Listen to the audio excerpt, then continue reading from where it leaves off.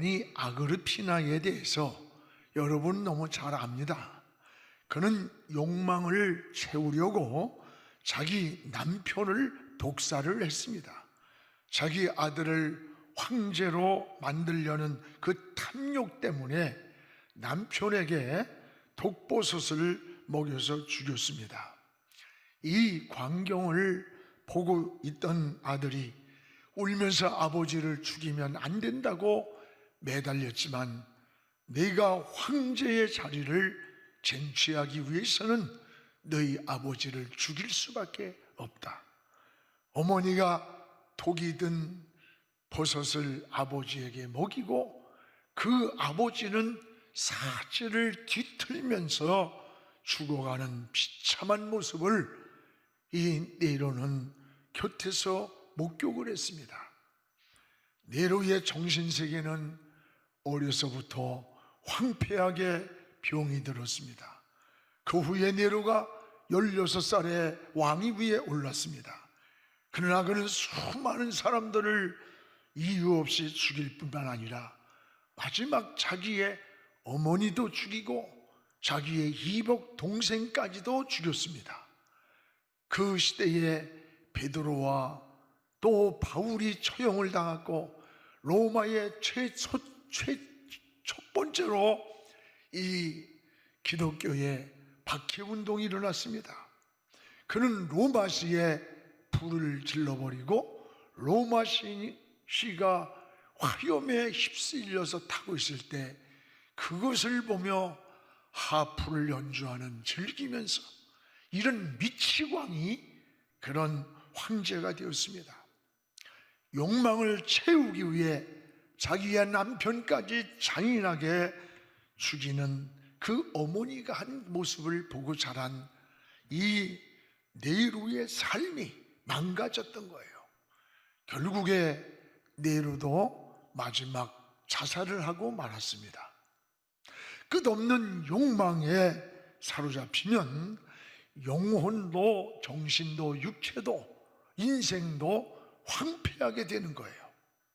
현대인들은 풍요한 것 같은데 풍요한 삶 속에 살면서도 무엇인가 목말라 있습니다. 가난할 때보다 오히려 부유해질수록 더 목이 마릅니다. 여러분, 못 배울 때보다 배울수록, 소유가 적을 때보다 오히려 많을수록 목이 마릅니다. 풍요하면 행복지수가 높을 것이라고 생각합니다. 그런데 그러지가 않습니다. 사람은 풍요할수록 만족하기보다는 오히려 목마름이 더 많아진다고 하는 겁니다.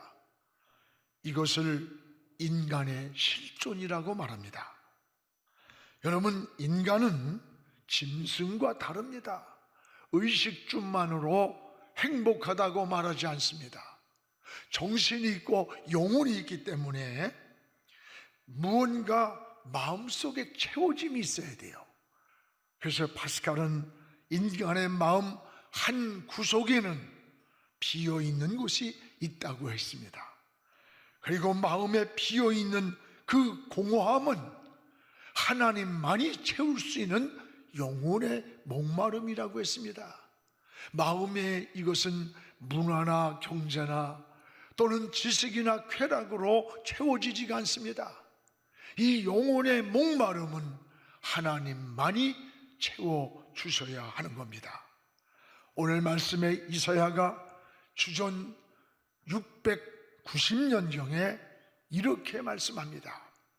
목마른 자들아 하나님께로 나오라. 영혼이 목마른 자들아 하나님께로 나오라고 초대를 합니다.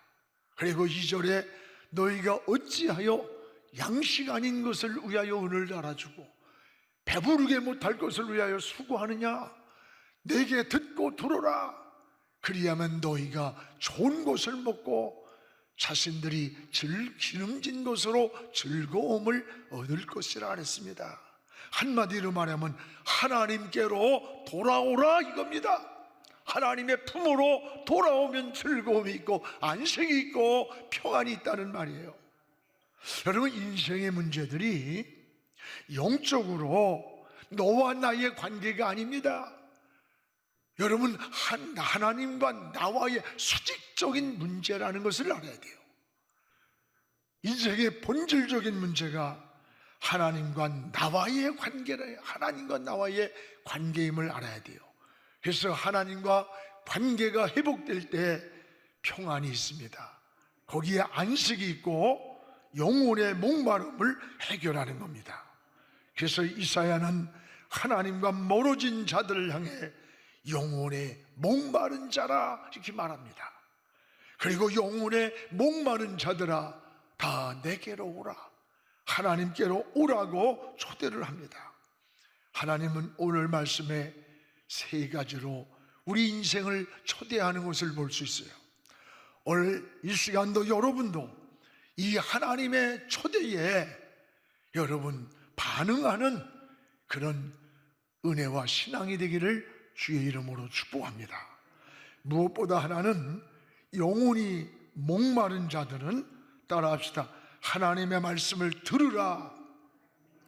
영혼이 목마른 자들아 하나님께로 나와 하나님 말씀을 들으라는 거예요. 들으라. 오늘 3절을 우리 같이 읽겠습니다. 너희는 귀를 기울이고 내게 나와 들으라. 그리하면 너희 영혼이 살리라. 내가 너희를 위하여 영원한 언약을 맺으리니 곧 다윗에게 허락한 확신한 은혜이라. 하나님의 말씀을 들으면 영혼이 산다고 했습니다. 유대인들은 자녀 교육을 할 때 꼭 이 세 가지 단어가 있답니다. 항상 어느 곳에 있든지 이 세 가지를 교육을 한다고 합니다.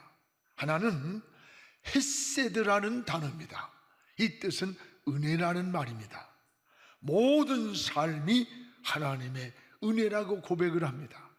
애굽에서 나온 것이 은혜요, 또 광야에 40년을 걸어가며 저 가나안까지의 과정이 하나님의 은혜라는 고백이에요. 이것을 헤세드라고 가르칩니다. 과거 여기까지 인도하신 에베네셀의 하나님, 지금 우리와 함께 하시고 우리와 동행하시는 임마누엘의 하나님, 그리고 우리의 미래를 예비하고 준비하고 계시는 여호와 이레의 하나님, 이 고백이에요.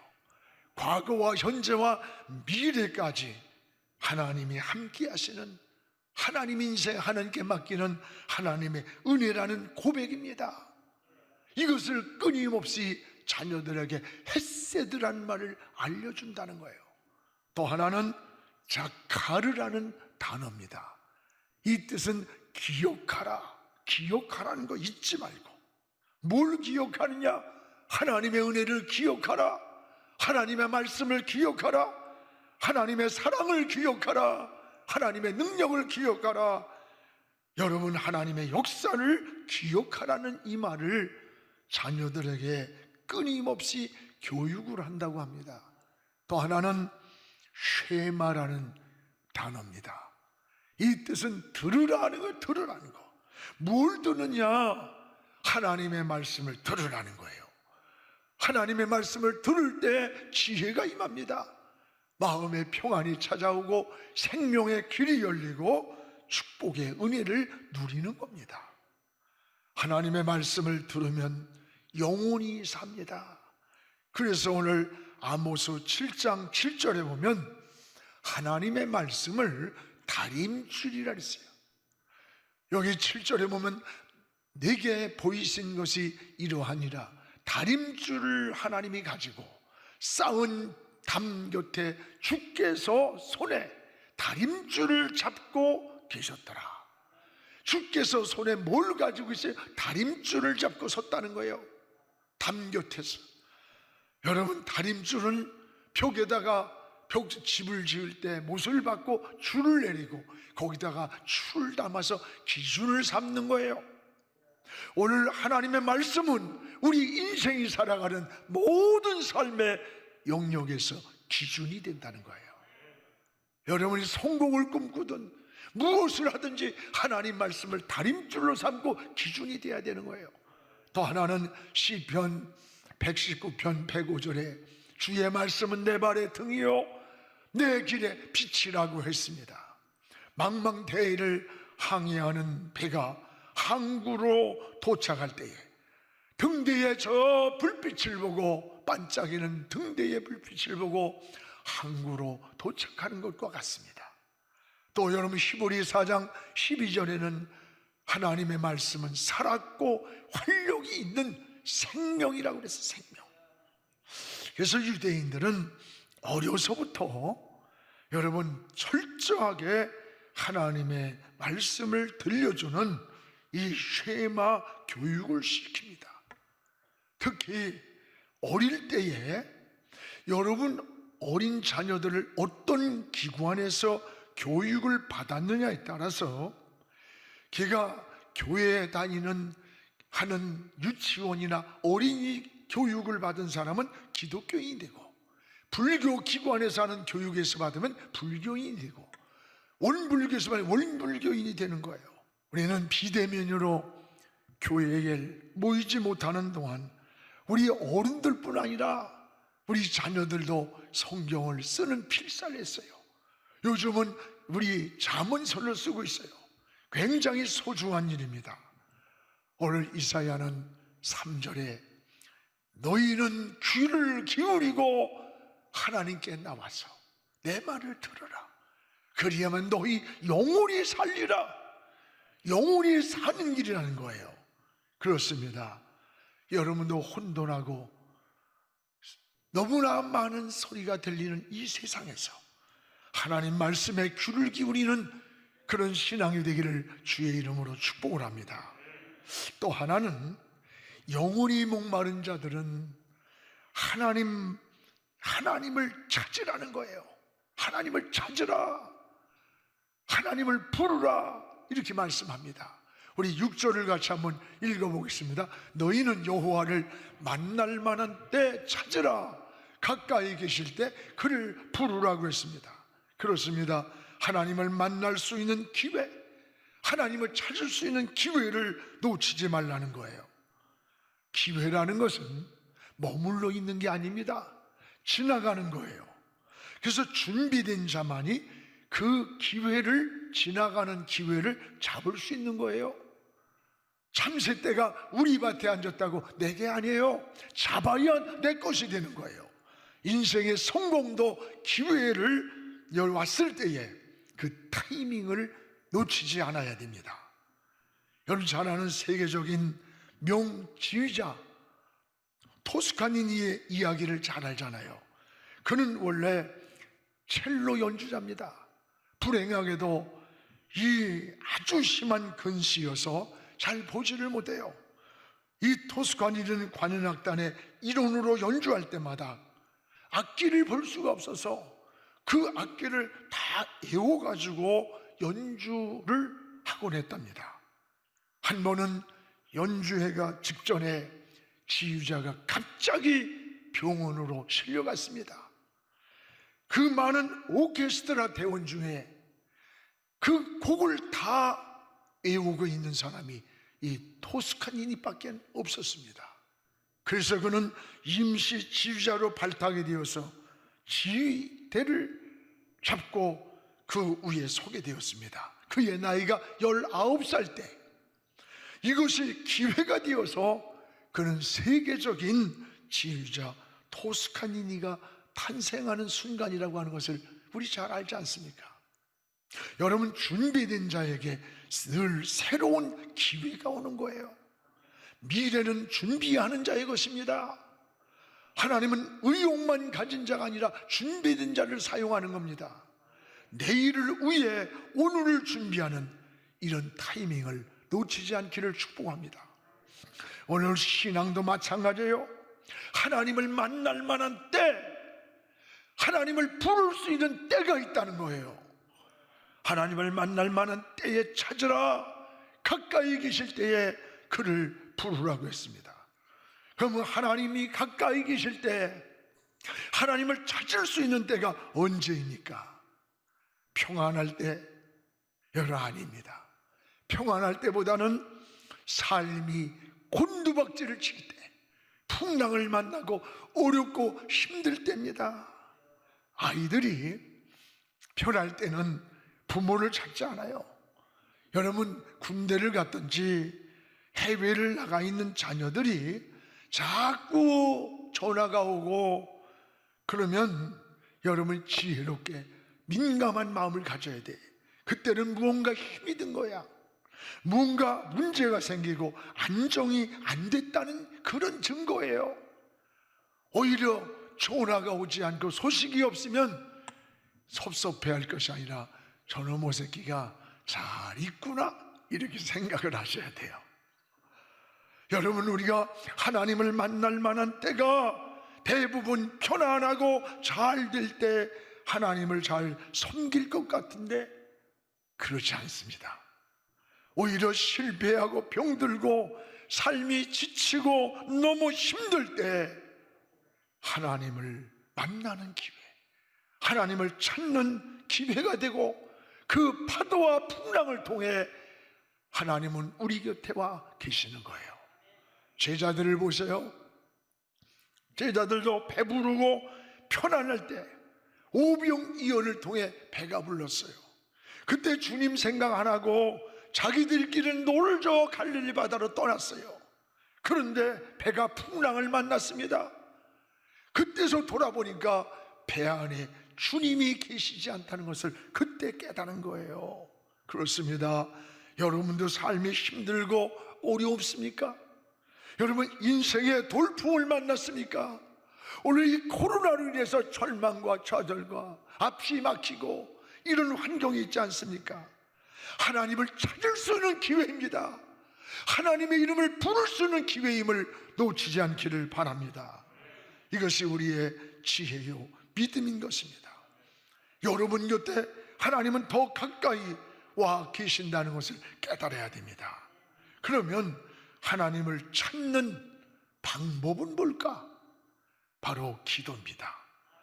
계시록 8장 3절에 또 다른 천사가 와서 제단 곁에 서서 금향로를 가지고 많은 향을 받았으니 이는 모든 성도의 기도와 합하여 보좌 금제단에 올리고자 함이라. 오늘 우리가 기도할 때 하나님은 천사를 곁에 보내서 금향로에 변질될까봐 금향로에 여러분의 기도를 다 담아서 하나님의 보좌 앞으로 올리고 있다는 거예요. 여러분의 신음소리 하나까지도 너무 지쳐서 무엇이라고 고백해야 할지 모르고 주여 주여 하는 그 소리까지도 여러분 곁에 천사를 보내서 여러분의 기도를 담아서 아버지 보좌로 올리고 있다는 사실이에요. 사도 요한이는 기도할 때에 하늘이 열렸습니다. 그 열린 하늘에 성전이 보이는데 성전이 열리더니 그 안에 언약궤가 있는 걸 보았어요. 그 언약궤는 생명이요, 그 안에는 길이 있고 우리의 사는 방법이 있는 거예요. 하나님을 보았던 거예요. 기도는 하나님을 찾는 소원을, 하나님을 찾아서 우리의 소원을 고백하고 그리고 하나님의 대답을 기다리는 겁니다. 하나님은 반드시 알게도 모르게도 우리의 기도에 응답하고 계십니다. 그래서 기도의 시간은 끝이 보이지 않는 기다림일 수 있어요. 그러나 반드시 응답이 오는데 그 응답은 순간일 수 있습니다. 그래서 10년의 염려보다 10분의 기도가 낫다는 그런 말이 있잖아요. 여러분, 기도가 하나님을 찾는 방법입니다. 하나님을 찾으시기 바랍니다. 시편 50편 15절에 환난 날에 하나님을 부르라. 하나님이 너를 건져주리니 내가 하나님을 영화롭게 하리라. 기도할 때 하나님이 우리를 건져 구원해 주실 뿐만 아니라 그 기도는 하나님을 영화롭게 하는 겁니다. 이 어렵고 힘들 때 절망하고 좌절하고 원망하고 주저앉지 마세요. 우리에게 사방이 막혀서도 그리스도는 열린 하늘이 있습니다. 방법을 찾아 헤매지 말고 하나님을 찾으시기 바랍니다. 이게 여러분 기도입니다. 이게 기도예요. 오늘 하나님의 역사는 기도하는 곳에 일어납니다. 또 하나는 영혼의 목마른 자들은 따라합시다. 하나님께로 돌아오라. 돌아오라는 거예요. 돌아오라. 오늘 돌아오라는 말은 회복하라는 뜻이에요. 성경에는 무려 천여 번이 나와요. 돌아오라는 것은 회복하라, 잘못된 길에서 방향을 바꾸라, 탈선한 자리에서 돌이키라, 이런 뜻이에요. 악인은 그 길을 돌이키고 불의한 자는 그 생각을 버리고 여호와께로 돌아오라. 그렇습니다. 잘못된 것을 버립니다. 그리고 하나님께로 돌아오는 겁니다. 거기에 영혼의 목마름이 해결되는 거예요. 여러분, 하나님께로 돌아올 때에 7절에 보면 안식을 주십니다. 항상 하나님과 멀어질 때 문제가 되는 거예요. 아이가 부모가 떨어져 있는 그 시간에 사고가 나는 거예요. 우리 신앙도 마찬가지입니다. 하나님과 멀어지는 사이에 사단이가 틈을 타고 들어오고 우리의 신앙이 무너져 가는 거예요. 신앙은 항상 하나님과 동행을 하는 겁니다. 하나님 품에서 안식이 있는 거예요. 우리가 하나님보다 앞서가면 교만해진 사람 되고 하나님보다 뒤에 서면은 하나님과 떨어지기 쉬워요. 하나님과 동행을 해야 돼요. 하나님과 함께 걸어가야 돼요. 이게 임마누엘의 신앙입니다. 사랑하는 여러분, 여기에 안식이 있고 평안이 있습니다. 여러분, 하나님은 사랑의 하나님이에요. 용서의 하나님이에요. 호세아 6장 1절에 보세요. 하나님은 호세아를 향해 이렇게 말씀합니다. 오라, 우리가 여호와께로 돌아가자. 돌아가자. 여호와께서 우리를 찢으셨으나 도로 낫게 해주신다. 우리를 하나님이 치셨더나 싸매주신다. 왜 우리를 찢었습니까? 사랑하기 때문에, 내버려두면 버리기 때문에. 하나님의 이방 민족을 통해서, 저 아말렉을 통해서, 블레셋을 통해 때로는 찢기도 하고 매를 치기도 했지만 우리의 생명을 지키려고 사랑하고 있다는 거예요. 하나님은 사랑이고 용서입니다. 아버지 품으로 돌아오면 과거의 허물을 묻지 않습니다. 하나님의 품으로 돌아올 때 이미 용서가 되고 하나님의 교제가 회복이 되는 거예요. 그래서 하나님께로 돌아올 때에 하나님과 우리는 다름을 인정하라는 거예요. 다름. 우리 8절을 한번 같이 읽어봅시다. 이는 내 생각이 너희 생각과 다르며 내 길은 너희의 길과 다름이라. 내 생각과 너희 생각이 다르다. 내 길은 너희의 길과 다름이라. 다름이라. 여러분, 지금 이 사회가 왜 이렇게 갈등이 많을까요?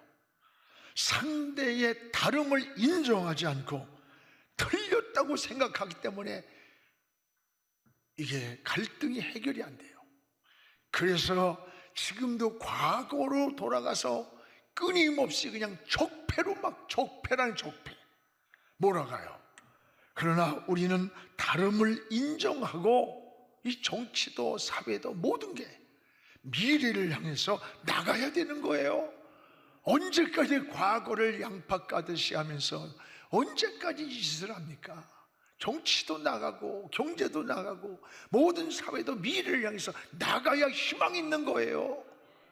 우린 나가야 됩니다. 다름을 인정해야지. 다름을 인정해야 돼요. 오늘 하나님 뭐래요? 하나님과 내 생각이 다르다는 거예요. 여러분, 하나님은 사울에게 아말렉에서 잡아온 짐승이든 사람이든 모조리 죽이라 그랬어요. 그 전쟁을 승리를 줬어요. 아말렉에서 승리를 하고 돌아온 이 사울은 하나님의 명령을 어기고 왕궁뜰에다가 양과 건강한 사람 젊은이들을 숨겨놨어요.